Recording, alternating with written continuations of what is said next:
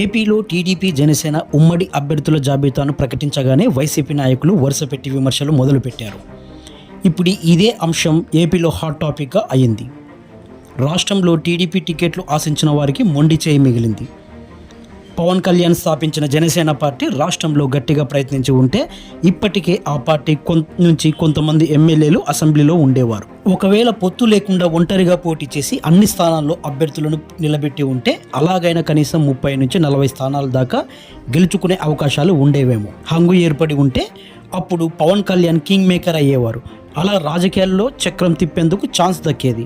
అలా చేయకుండా టీడీపీతో చేతులు కలపడం వల్ల జనసేన ఎదిగే అవకాశాలకు గండి పడిందనే వాదన బలంగా వినిపిస్తోంది. ఏపీలో జనసేన పార్టీ కనీసం 60 సీట్లలో పోటీ చేస్తుందని ఆ పార్టీ కార్యకర్తలు పవన్ కళ్యాణ్ అభిమానులు ఆశించారు. అదే 60 లెక్కన బాగా ప్రచారం కూడా చేశారు.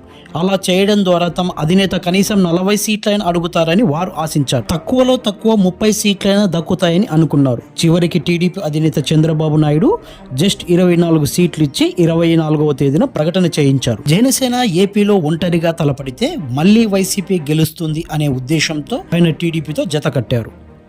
అలా చేతులు కలిపినంత మాత్రాన మరి 24 సీట్లతో సరిపెట్టుకోవడం కరెక్టేనా అనే ప్రశ్న పవన్ అభిమానుల నుంచి వస్తోంది. జనసేన పార్టీ గోదావరి జిల్లాలతో పాటు ఉత్తరాంధ్ర, తిరుపతి, అనంతపురం లాంటి చోట్ల బలంగా ఉంది. మిగతా జిల్లాల్లో కూడా ఆ పార్టీ చెప్పుకోదగ్గ స్థాయిలో ఎదుగుతోంది. అక్కడి నుండి పోటీ చేసేందుకు ఆ పార్టీ నుంచి చాలా మంది ఆశావాహులు ఉన్నారు. వారంతా టికెట్ వస్తుందని ఆశించారు. కానీ జనసేనకు 24 సీట్లే రావడంతో వారంతా నిరాశలో ఉన్నారు. మరోసారి ఆలోచించి మరిన్ని సీట్ల కోసం పట్టుపట్టాలని జనసేన భావిస్తున్నట్లు తెలుస్తోంది.